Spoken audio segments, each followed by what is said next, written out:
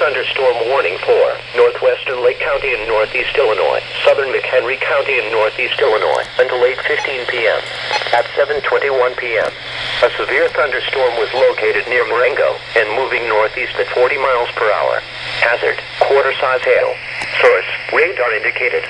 Impact, damage to vehicles is expected. The severe thunderstorm will be near Woodstock and Lakewood around 7:35 p.m. Bull Valley around 7:40 p.m. McHenry and McCullum Lake around 7:45 p.m. Sunnyside and Lake Moore around 7:50 p.m. Pistakee Highlands and Fox Lake around 7:55 p.m. Long Lake around 8 o'clock p.m. This storm is producing large hail. Seek shelter now inside a sturdy structure and stay away from windows.